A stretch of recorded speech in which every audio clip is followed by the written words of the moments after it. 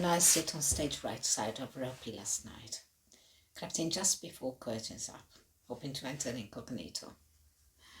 But the classical music mob are a savvy bunch. So it took only seconds for Natty Ellop's posse to clock me skulking in. Didn't mouth a single word of hello. Persona non grata me. And rightly so. They just sniffed to register their collective distaste and turned their backs en masse.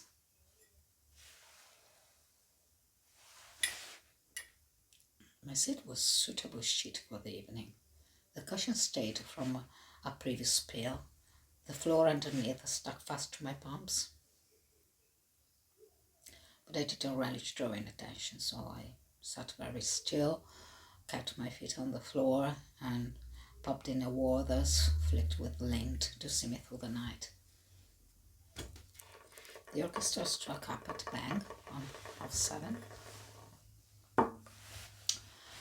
It was billed as an evening of eclectic selections in memory of Carlton Jones, Carlton being the former symbolist and a much loved amigo at that.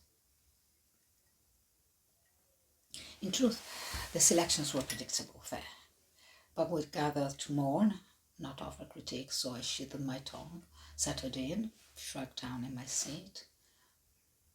Most of it hailed from the Sondheim playbook, although peppered throughout with the odd Shostakovich, just to maintain that Soviet mood,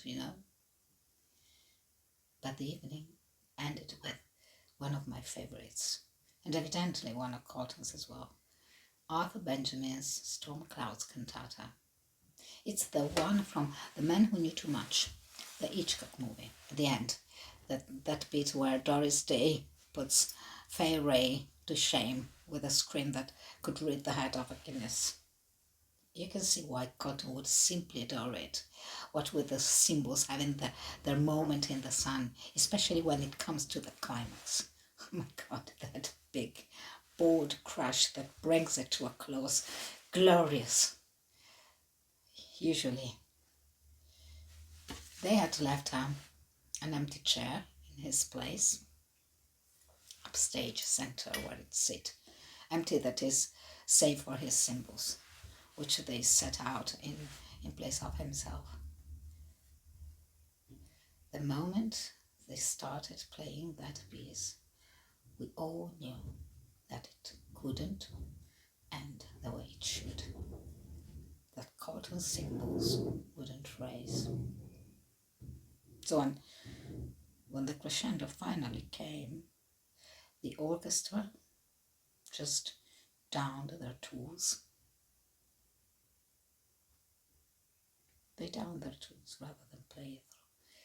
Stopped the music dead in its tracks, half-spoken, like an unformed thought. And then silence. Just silence. You could have heard an atom split. Nobody dared to breathe.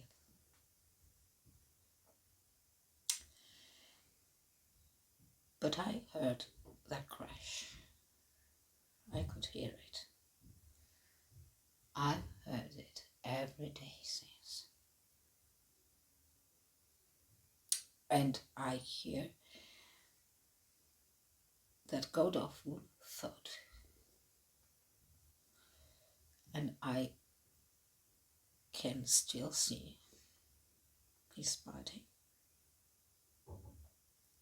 hitting the windshield as it rolled off the bonnet over the roof. And I knew it was him as soon as I'd done it.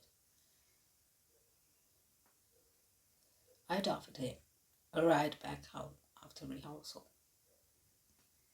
The silly beggar, he said he wanted fresh air. But the country roads, fuck. Always dead foxes laid up on its backs.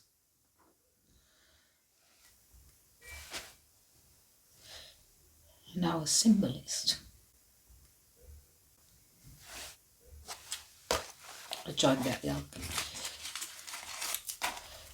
Roadkill, my very best friend.